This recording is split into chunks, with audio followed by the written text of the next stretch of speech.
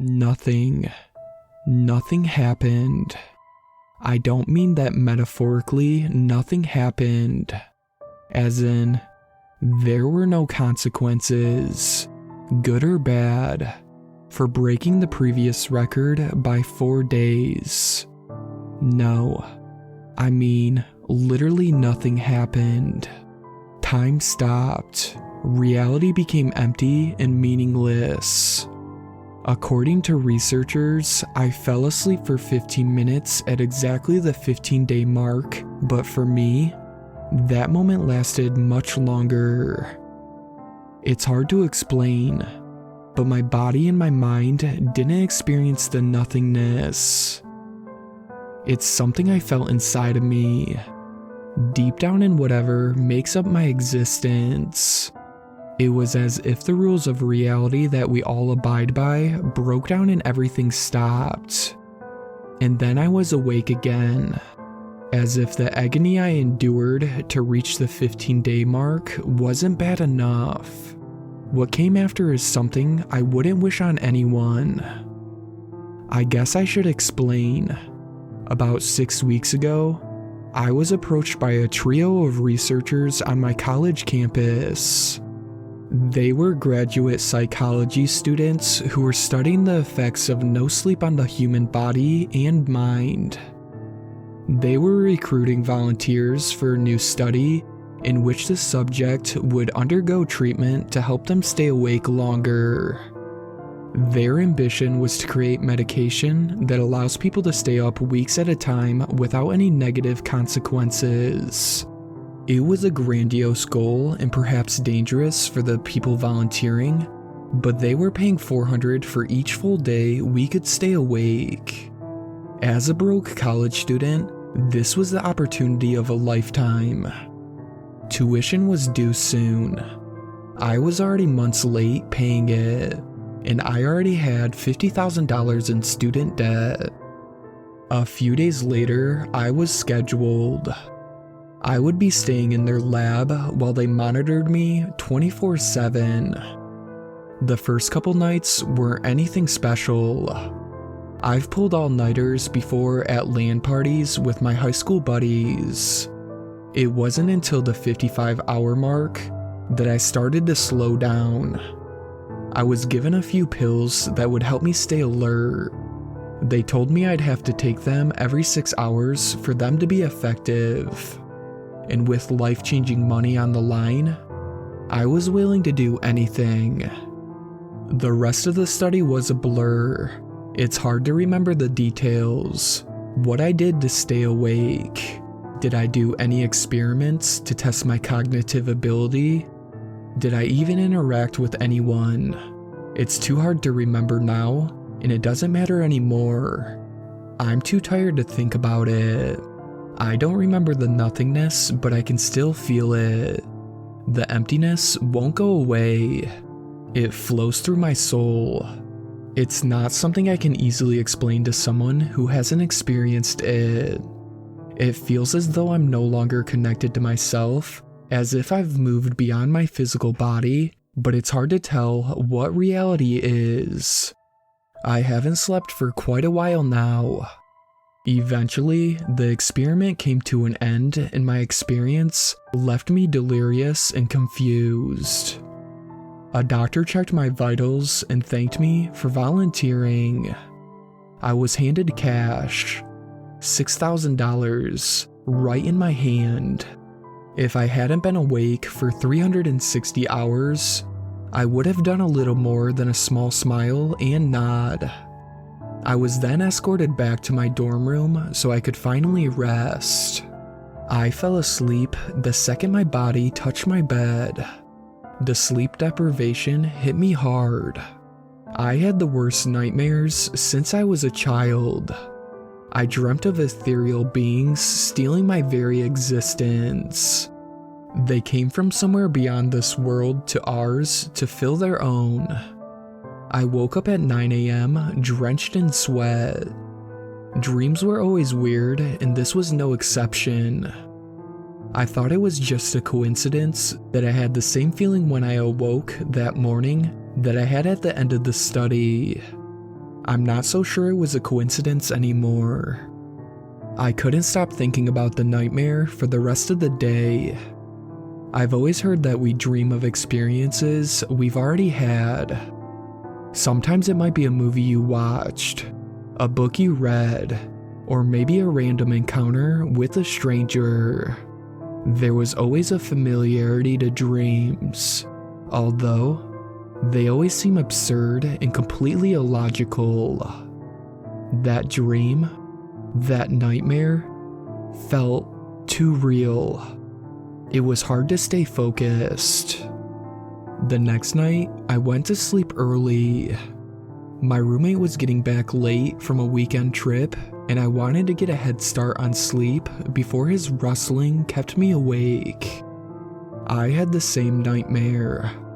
This time, the ethereal beings seemed hungrier, as if they had a taste for a new, exotic meal and wanted to dine on it once again. I could feel myself being ripped from my sleeping body despite my attempts to wrench myself free. I became aware of a shadowy figure staring at me beside my bed. I tried to move with every ounce of strength I could muster until finally, after what felt like minutes, I was able to pull myself from a deep sleep. It was my roommate. He told me that I was screaming in my sleep and flailing. I even put a hole in the dorm room wall. I used to have night terrors as a kid, so I didn't put much thought into it. After all, I had just recently been awake for 15 days straight. There were bound to be some lasting side effects. I pushed it to the back of my mind. There was nothing too abnormal about it. Unfortunately, I had an exam coming up and I wasn't prepared. The terrible sleep from the previous 2 nights in the sleep study left little time for me to learn the new material. I decided I was going to pull an all-nighter or 2 since I didn't want to fail this class. My study session started off normal, but as the day came to an end, I became increasingly drowsy. I was fighting off sleep and I started to hear soft whispers coming from the hallway just outside my door. They were loud enough to disrupt my studying. I wanted them to stop. I would get up to see who was standing outside my dorm, but each time there was no one there. I would go back to studying and soon after, the whispers would return. I tried to put on headphones, but they only grew louder. I began to hallucinate by the following morning. At first, it was just inconspicuous shadows in the very corner of my vision. Just visible enough to be mistaken for a fly or some dust floating in the air. As the day drew on, the hallucinations worsened. Small shadows turned into figures hiding within the dark recesses of my room, whisperings amongst themselves.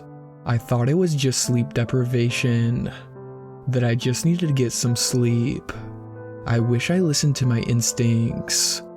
I wish the feeling of my hair sticking straight up would have alerted me to the danger I was facing.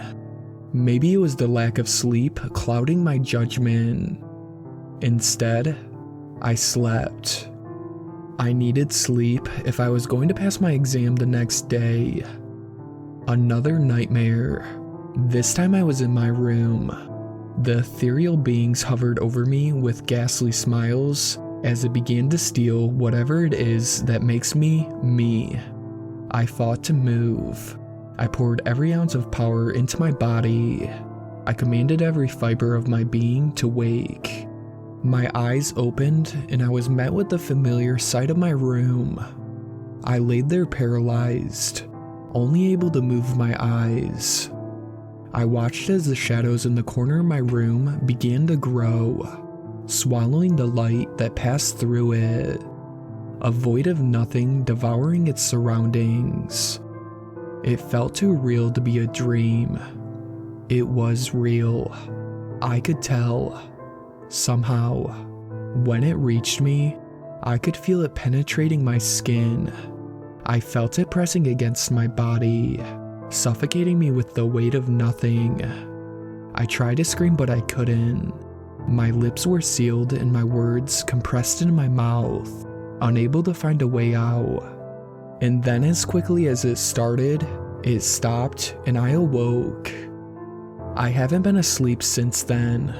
For a while, things seemed to get better. The whispers and hallucinations went away with the first couple of days. I began to think it was really my sleep-deprived mind playing sadistic tricks on me. I let my guard down. They came back.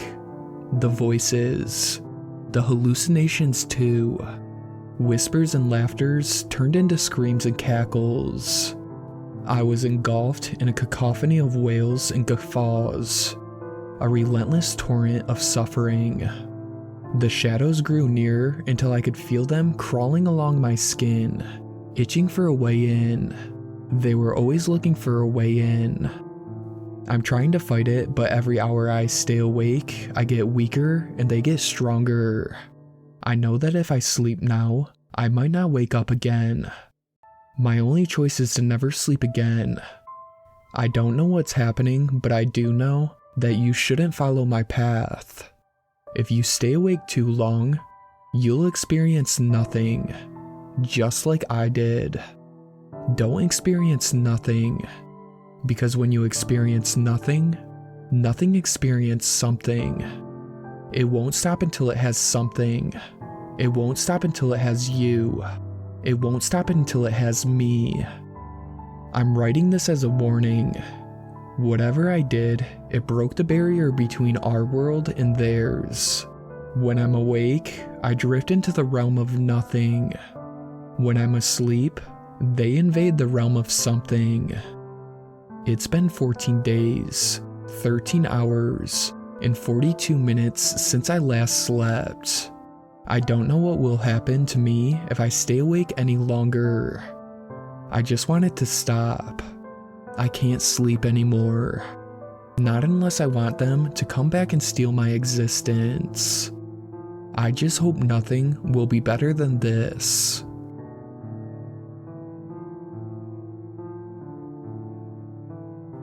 Well, I guess debt is putting it a little too lightly.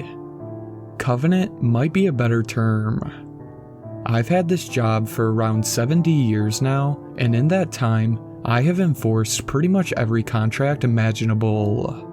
Most of these deals focus on power, wealth, or love in exchange for 70 years of the soul in the afterlife. Though, there are a few oddballs here and there. One time, I had a guy who signed his soul away for a mere $10,000. He lost most of it gambling anyway. It might seem like a predatory business, yet it is the people who reached out to us and their request to obtain some material want. There is a list of acceptable rituals scattered through most of the globe and is mentioned in almost all religions. Though I am not at liberty to share. The rituals are straightforward and can be performed without much preparation. Once a ritual is completed, someone from the department goes up and signs a deal with the interested party. They are, of course, told what the deal entails. Eternal damnation, 70 years of work in the depths of hell, a brief stint in the lake of fire at the end, etc. There's also a cool montage which goes over previous testimonies, which I really like, though it is hard to make words out over the screaming. A good amount of people back out at this step, and understandably so. Yet, you'd be surprised at how many people still proceed in hopes of ensuring that their time on Earth is spent in opulence. I have met people from all walks of life. Politicians seem to be popular. A very large number of musicians and scholars, and unsurprisingly, people who work in finance. There are some sad cases too. Mostly people pursuing unrequited love or those who want their dead family members back. Breaks my heart every time I see them signing that contract. My job focuses on repossessing those who break this covenant, which is most of the population. Our contracts are ironclad, yet people find religion, perform elaborate ceremonies, or donate huge amounts of money in hopes that God will save their souls. They seem assured that He will be there at the end, but they always run into me. I patiently wait at the entrance of the white tunnel once I receive word that a covenant is going to be broken. They see me and try to make a run for it, hoping that the white tunnel will be a wormhole into heaven, but they are disappointed when I catch them and bring them down with me. As expected, there is a lot of remorse on the journey down. I didn't know what I was doing, but I thought God would be here to save me. Please, my family is waiting for me up there. I try my best to be sympathetic, but after doing this for so long, I have become jaded and will usually nod while these poor souls cry out for salvation. The ones who agree and hold up their bargain of the covenant are tortured for considerably less time. Some of them even get to hold low-ranking gigs of torturing other souls, though most of them just scream and cry in pain for their time. Understandably so. It gets intensely hot and violent down there. Being surrounded by the worst that humanity has to offer doesn't help either. Having said that, there is a sliver of hope of salvation at the end, and that keeps most people going. A special place in hell. That is where most of the defectors go. There are no descriptions that do it justice, but I have heard that torture, grief, and hurt are pretty much the norm 24 hours of the day, if you can even comprehend hours down there. Most souls cry in agony for a very long time. Most of them have been screaming for so long that they don't even remember what they did to end up there in the first place. No one really knows what goes on down there. My colleagues often talk about large animals, rivers of fire, and eternal darkness. Any description of hell you have heard, I assume has happened here. Only a few souls have ever made it out of here, handpicked by the devil to do his bidding. All of that to say, don't ever sign your soul away, and if you do, don't break the covenant. I don't look forward to meeting you.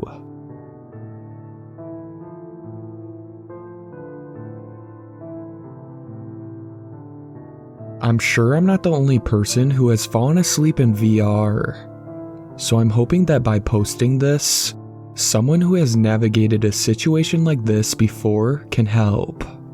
I've been falling asleep late at night while on a public server for a very popular game on VR. It was jarring at first, but harmless to everything save for my optic nerves. Well, the other day, I was playing said game and I noticed another player following me around. Their name was in Cyrillic, so I haven't had the faintest clue what it is.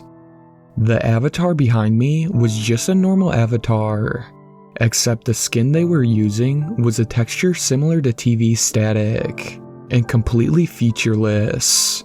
This should have been red flag number 1, because I have not seen anyone else with this skin on their avatar. But at the time, I chalked it up to being a rare in game. Whoever it was didn't react to any movement or attempts to communicate on my end. Honestly, I've never had an encounter like this on the internet. I wasn't alarmed by the player. After all, it is just a game. I went about my business and nodded off. 6 hours later, I awoke to the sound of my father getting ready for work, and came into consciousness within my VR headset. I was still active on the server, and not much has changed since I drifted off. However, This included my friend. The strange avatar was still lurking near me. This made my stomach churn. "Hey bro," we both nodded off. "Catch you on the flip side," I said into the mic before slipping the headset off and getting some real sleep. This may not seem inherently eerie to some, but let me put this into perspective. Imagine you have a creepy person following you around in your game for a bit, but then you fall asleep in a real-time server and they're still watching you. And he wasn't communicating. Hell no. The guy creeped me out, but after a few minutes I was able to nod off. When I awoke again, I was put off by the idea of resuming my game, bothered by the night before. I decided to go for a jog in my small suburban neighborhood. I donned my jogging clothes, put some headphones in, and took off. I only made it 2 streets before the feeling of being watched set in. It truly felt like there were eyes on the back of my head, sensing every movement I made. Eventually, it became too much to ignore, and I whipped my entire body around to see what was watching me. For just a moment, a fleeting second, I saw a flash of what looked like the TV static disappearing behind me. I jolted backwards at the shock and landed on my ass. Then, reality sunk in slowly like the inevitable pull of a tide, and I stood up. I was clearly letting my jumpy imagination get to me. I resumed my jog, but I did take a shortcut home. I found myself back in my bedroom, staring at my headset. Was I really going to waste the entire day doing nothing because of a weird chance encounter with some random guy online? Stoically, I put the headset on and loaded into my game.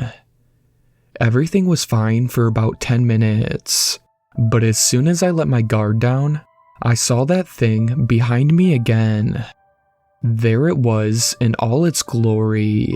Someone's avatar, completely made of static, with an illegible handle. Well, illegible to me, at least. Fight or flight kicked in, and I chose flight. I took my headset off and whipped it at the wall. It dented the drywall and clattered to the floor. Broken. I groaned and crawled to my bed, willing this all away. After an awkward midday slumber, I woke up with my throat as dry as the Mojave Desert in a nuclear winter. I swung my legs off my bed and patted my stiff feet to the kitchen for a glass of water. As I approached the kitchen, the hair on the back of my head stood up, and I heard what sounded like scuttling behind me. I plodded to the end of the hall as fast as I could and flicked on the lights.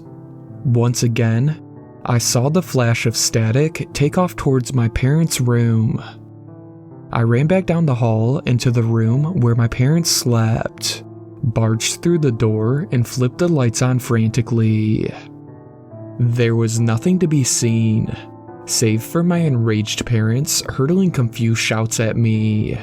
When my father came to his full senses, I explained everything to him.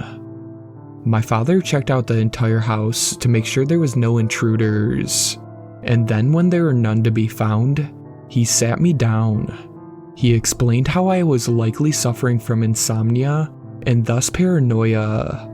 Real armchair psychiatrist. He gave me a sleeping pill and sent me off to bed with the promise of taking me to a real doctor soon. Soon wasn't soon enough. The next morning, I awoke groggily and checked my phone. I had nearly 100 notifications after being AWOL from my phone for nearly a whole day. One notification stood out among the rest, however. It was from a blocked number, a simple message with a photo attached. The message was merely a smiling emoji and a shocked emoji, and the photo was of me sleeping the night before. I yelped and dropped the phone before running to my parents' room. They had both left for work already. I locked the door and holed up until they could come home. All day I've been hearing that damn scuttling. I'm typing this on my father's laptop to get my story out there. Has this happened to anyone else? And does anyone know what this means?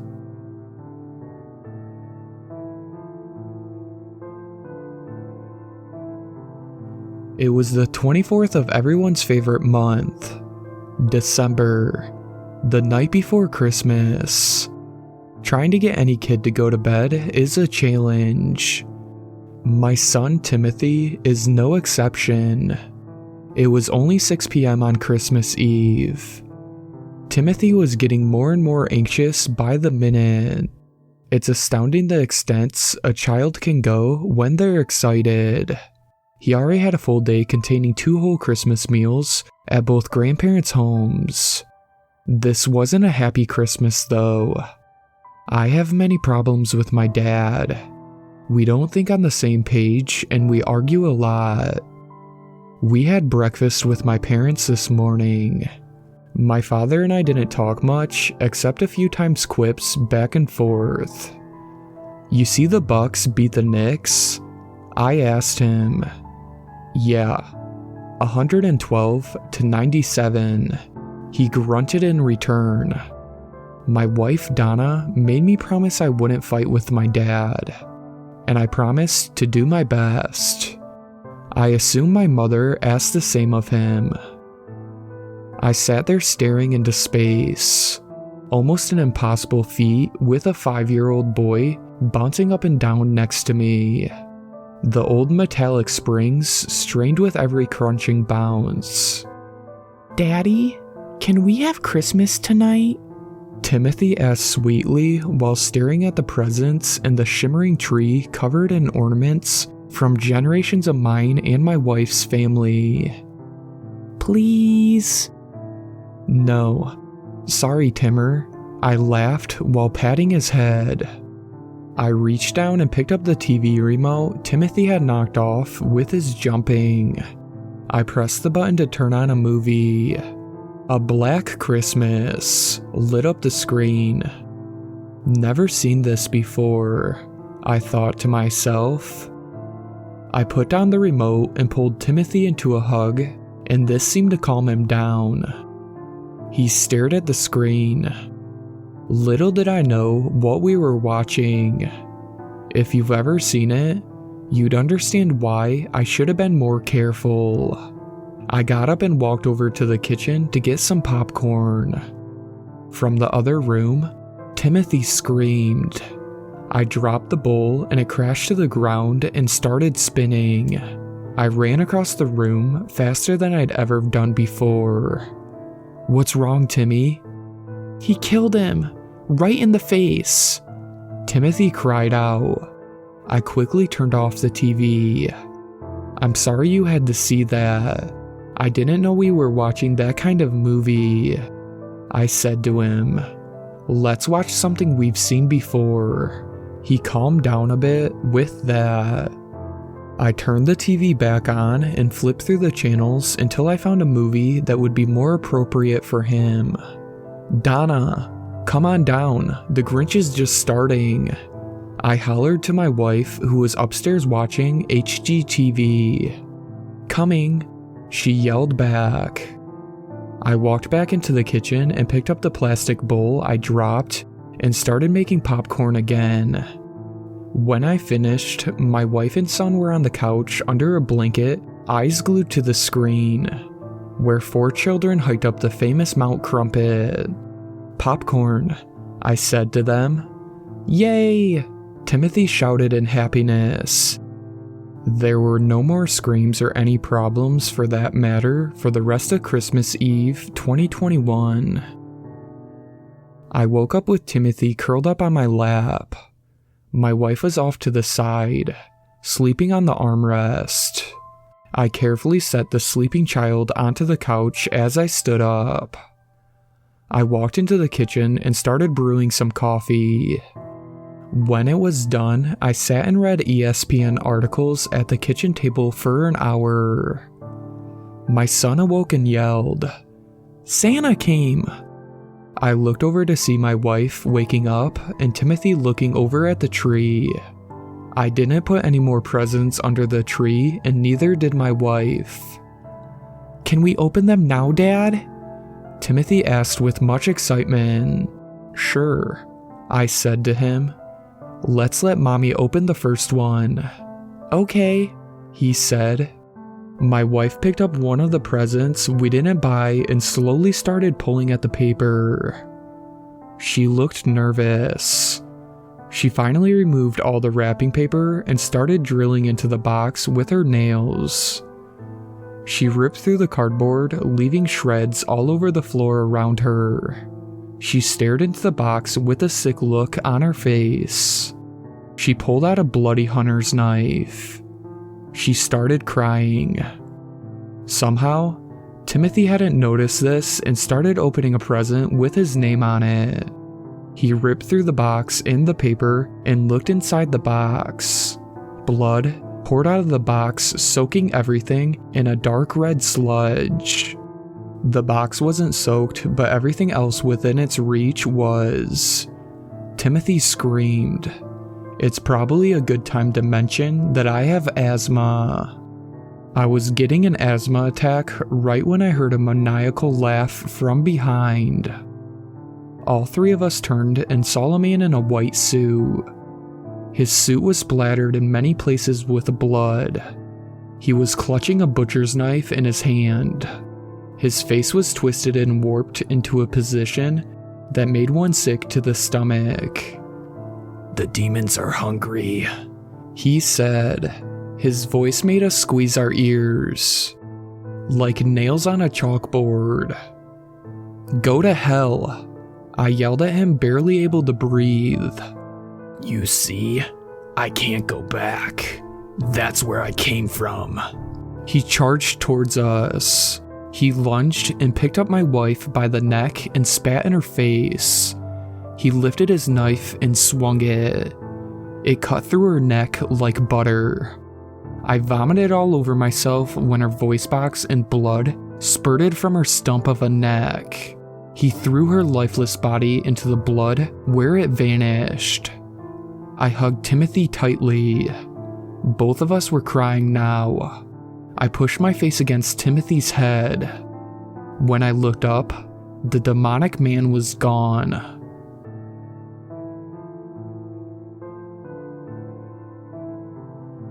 For as long as I can remember, I've been able to see the physical manifestation of people's souls. Their body will twist and warp into a depiction of what their soul looks like. Their essence, it's not constant. It doesn't happen with every person I encounter, but it has helped protect me in a handful of situations that I was unsure of. It never fails to catch me off guard. Imagine talking to someone you've known for years when suddenly their face and body change and bend in ways that should be impossible while they continue to talk to you completely unaware of what's happening. Sometimes it'll happen just from looking at pictures of people. I've never seen any two manifestations be the same. There have been similarities though, especially in those people who are inherently good. The whole thing scares the shit out of me, quite frankly. I can't just reach in and bring their souls forward. It happens randomly with no rhyme or reason. And it rarely happens when meeting someone for the first time. Forming relationships and bonds with people is too much of a gamble for me. Risk falling in love with someone only to wake up next to them one morning and see a grotesque monster lying in bed with you. Yeah, no fucking thank you. It's the same with friendships. You'd think someone like this would make me a little more willing to trust. but until I see the soul, I can't even bring myself to try. It was a lesson I learned the hard way, if I'm being honest. I was careless back when I thought that a living normal life was something that was possible for me. I often got to see true colors of the people I surrounded myself with just a little too late. I've seen so many souls at this point in my life. Most people truly are good, but there is nothing that can ease my fear. Once you know something, you can never truly unknow it. I have seen that there really is evil here with us, and that evil is as human as the rest of us. Out of the souls I've seen, none of them could possibly hold a candle to the horrors of this one man. It has left me forever wondering, how many of them are out there? How many are just watching and waiting for their time to destroy us? His name was Michael. I really thought I was safe with him. We'd been friends for close to 8 months, and while I hadn't been shown his soul, I also hadn't seen any red flags. I wouldn't go as far as to say I thought he was the one. We weren't dating by any official sense. I knew he loved me and I loved him. That was enough for me. He provided a sense of comfort, a sense of home, a feeling of peace I had never experienced. With him there was no fear. I didn't care if I ever saw his soul.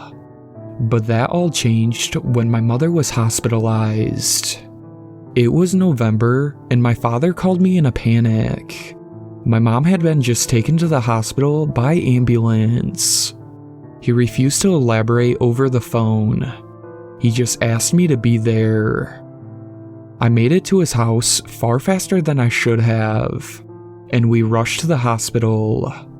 Sitting in the waiting room, we anxiously waited for the doctors to allow us to see her.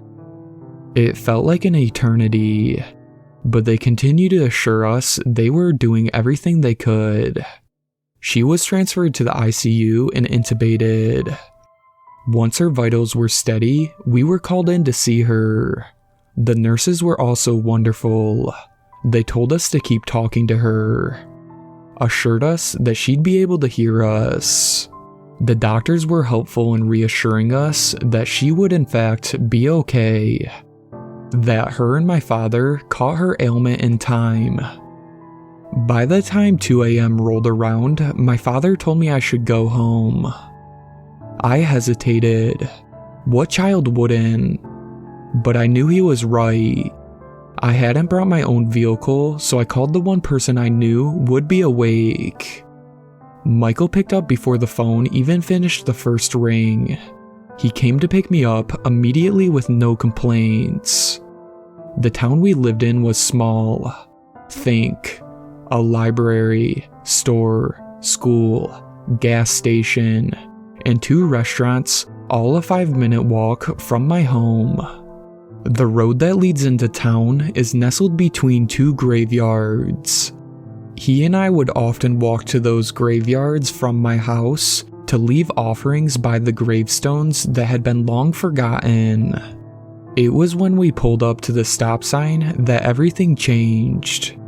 He pulled into the dirt next to the wall of one of the graveyards and put the car in park. I felt dread enter me. It was the sudden feeling of drowning, of having the wind knocked out of you when you're hit in the back a little too hard. Every muscle in my body tensed up, told me I needed to get the fuck out of there. He called my name, but it came out like a demand. I slowly brought my eyes to his face. His features were so twisted, I could hardly tell he was human. His mouth was stretched in a horrible grin. The corner of his lips reached his cheekbones. And though the moonlight streamed into the car, I could see his teeth were rotted and cracked.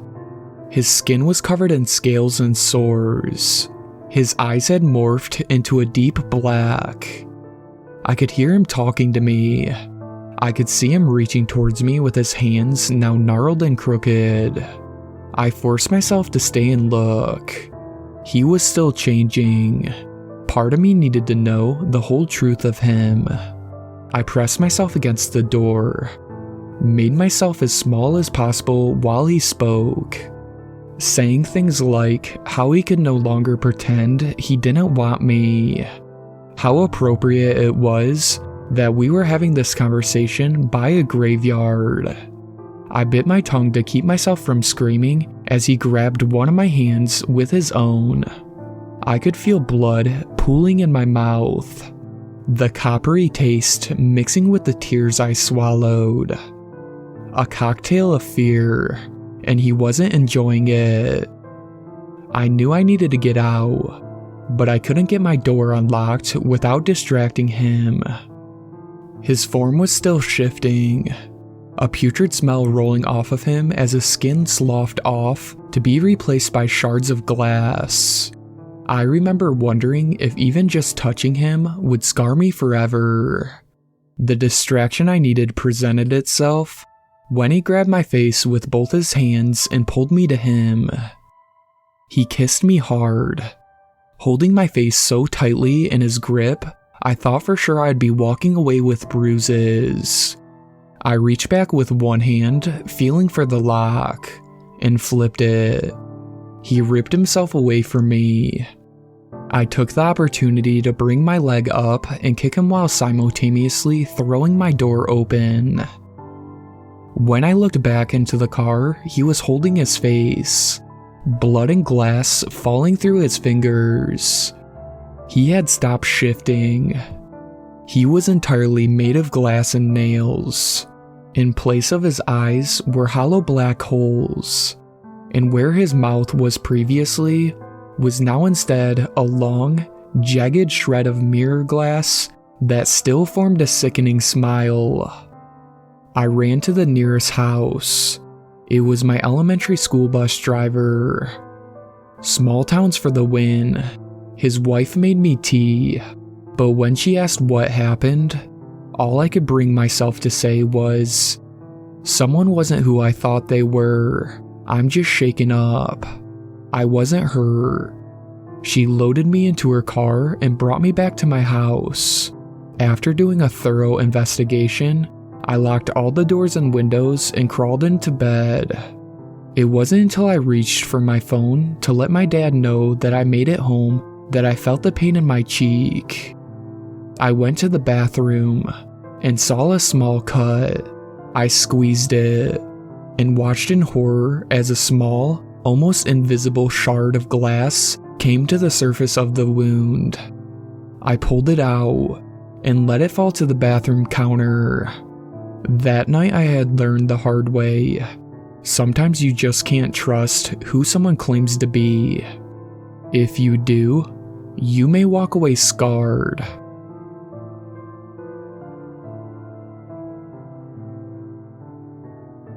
I am an FBI agent. Yes, everyone has one. We do more than simply spy on people through their webcams. In fact, that's only necessary in certain circumstances. We are simply here to ensure safety, comfort, and legality among the ones we watch over. My client's name is Fox. At least, that's what he calls himself. I haven't observed him long enough to know what his birth name is. For all I know, it could be the same as his nickname. He always seemed like an outcast, mostly quiet and reserved, especially in social situations. It could be because he's a software engineer who's very focused on his work. I often see him programming new apps, scrapping them, writing down ideas in his notes, starting on a blank canvas to test new sequences. It's sometimes confusing to know what he's working on, but from the data I've uncovered, he seems to be doing something in the realm of data transfer, perhaps remotely downloading a virus on a computer halfway across the world.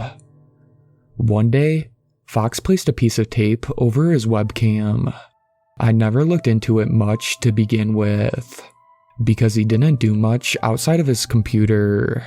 But I wonder what caused him to change his mind about it being uncovered. His searches may have been a factor. Remote hacking, remote connection Python, security breach computer. His project followed along those lines, so I figured he was researching more. But the tape over the webcam only made my confusion grow. And then, a week later, something else happened. Fox took the tape off and looked directly into the camera. He sat there for a moment, and it felt like he was looking into my eyes. It was like he could see me. I even flashed a wave, although I knew it was impossible for him to know I was there. He simply said, "Hello." The tape stayed off after that. I knew he couldn't see me. He couldn't even know I was there. Sure, a good lot of people post about FBI agents spying on them, but surely nobody truly believes they were there, right? I tried to ignore the unsettling feeling in my gut, because surely he was just fooling around. Occasionally Fox would look into the camera again, and I had the same strange feeling that he knew I was there, sitting in my office, watching him. At some point, he wedged a screwdriver in the screen of his computer and popped it off. He has a desktop iMac, so with a bit of pressure, it's easy to access the inside. The camera was pointed toward the floor. I couldn't see much, but I could hear scratching, rustling, and snipping. Suddenly, there was a loud feedback noise, which caused me to clap my hands over my ears, and everything went silent. Fox fixed the screen, smiled into the webcam, and tapped it. He began working on another program for a few weeks. This time, I could not tell what he was doing. The only thing that stood out to me was a single search term: hydrogen bomb Wikipedia. After the program appeared to be finished, the screen flickered and died. I couldn't see anything, hear anything, or know anything about Fox, for the most part. There was a connection that he had forgotten about. In the basement of his house, there was a computer. It was from 2002, but would suffice. I made a secure connection and peered into the webcam. It seemed to be inside a box. There was nothing I could do about that, except the audio part still worked. Although it was distorted, I could vaguely make out Fox's actions. A buzz of a saw, clicking metal, a soldering iron, a flamethrower, a can being crushed. That was all for the next several minutes. Then a loud bang, like something hitting the ground. God damn it. Fox grumbled to himself. I heard him walk up the creaky stairs, and then there was silence. Although the screen had gone dark on his usual computer, I could still view his search history. That was the one component I still had access to. And another term struck me: Molotov cocktail. What was he trying to do? Fox had been looking up tutorials on explosives for the past few days, and blocking most connections to his webcams and mics. I had no way of telling what was going on, besides the occasional clink of metal or glass inside his basement and the strange, confusing search terms. There was no activity for the next week. One night, as I was in my bed, about to fall asleep, a green light flickered at me. It was only for a split second, but enough to wake me up. I sat up in my bed and looked around, trying to find the source. It was my webcam. My webcam had flickered on and off. If it weren't for the events that happened in the past few weeks, I would have passed it off as a glitch. It had happened to me multiple times before, and I tried to brush it off once more, convincing myself it was a simple bug. Except, it happened twice more that night, and once in the morning. A flicker of green light. I wonder if it had happened at all while I was asleep. At this point, I was paranoid. I thought about the worst possibility. I imagined Fox connecting to my computer, plotting to find me and shoot explosives through the broken windows. Although, how could he? It was impossible for him to know I was there. It was impossible. Unless the thing he had been researching was the very thing he was trying to destroy. I liked Fox until he became scary. I begrudgingly pressed the button to call the police. Nothing happened. I pressed it again. Nothing. I rapidly clicked my mouse, but it wasn't responding. I tried typing the number on my phone, and it wouldn't let me press call. A window appeared on my computer screen. Don't try anything else. I ran straight for my door. Mistake number 1. On my way to my car, I felt a glass bottle hit my back and send a stabbing pain into my skin. I stumbled to the ground and tried to regain balance when another bottle hit me. I thought I was going to die when the explosion hit. I yelled out in pain. It was nighttime, so nobody heard me when I screamed. I was grabbed by my foot and dragged across the concrete, still in excruciating pain. I fumbled for my gun in my pocket, fired a shot, and missed. With a swift motion, the man pulling me grabbed the weapon and pointed it at my head. I said, "Don't try anything else." He released hold of my leg, but I stayed still. I knew the slightest movement would result in my downfall. He pulled a knife out of his pocket and twirled it around on his hand. He stared at me, in the same way he tried to look into the webcam. It was Fox. "You think you can spy on me without my permission? Who do you think you are? I think we should make things even." I thought the excruciating pain in my back and all over my body would count as even, but apparently not. I winced as he continued to spin the knife, the blade glistening in the moonlight. "What if I sliced open your arm and superglued a tiny camera inside? That would show you how it feels." He lightly tapped the blade on my shoulder. I shook my head repeatedly, closing my eyes.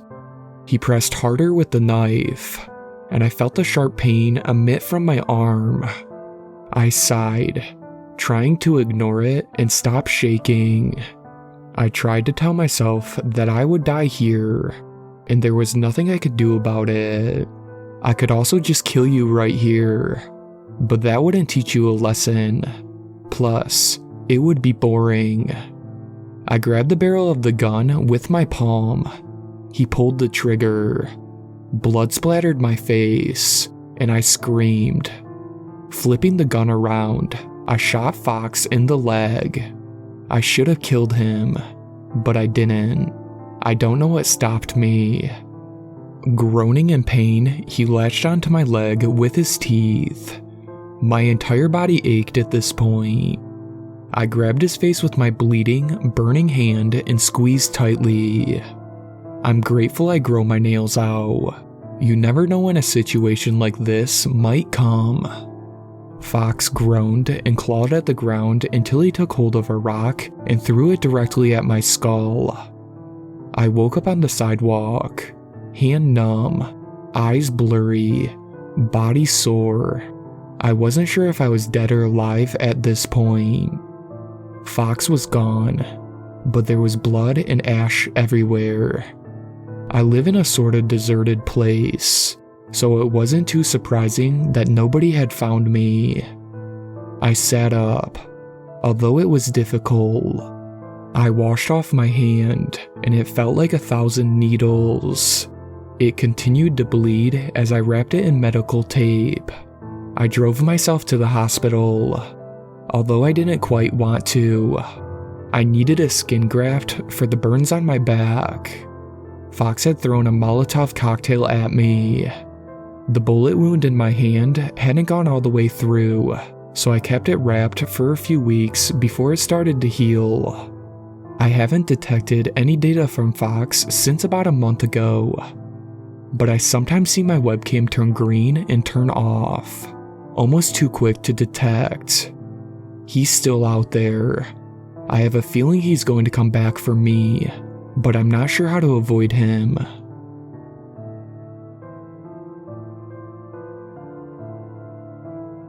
I met the guy that's been killing people for me.